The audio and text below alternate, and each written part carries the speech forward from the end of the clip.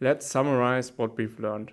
We generally start with some data and a model that basically should work well on a given task.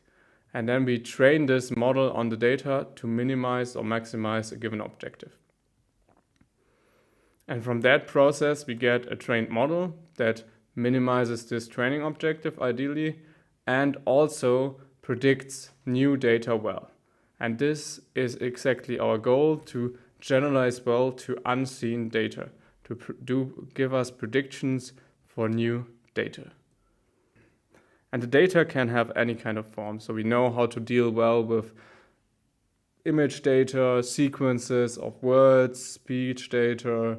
We know how to deal with this tabular data or something like that just gives us numerical values for two variables. This is all something we can deal with and we know how to model.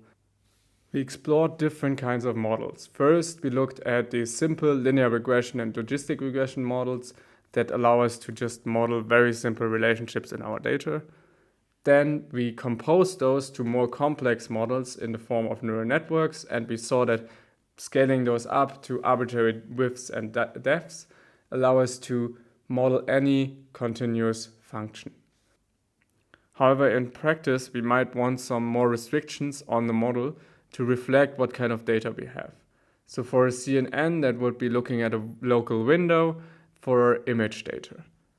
A recurrent neural network would just look at one time step at a time and hand over the context over the entire sequence. Finally, a transformer loosens some of these restrictions to process the entire context for a given sequence and therefore allows more flexible transformations, but at the same time it also needs some more data to actually learn whatever relationships we need in the data. And finally, for training, we've seen that it always follows the same pattern essentially. First, we compute an objective function, then we try to minimize this function by computing first the gradient with respect to the parameters and then use that gradient to update the parameters. Finally, we try to find the minimum and avoid overfitting so that we get some good generalization behavior. Okay, we have reached the end of our short introduction to machine learning, and we hope that you found this material helpful. If you have any further questions, feel free to contact us via email or Twitter.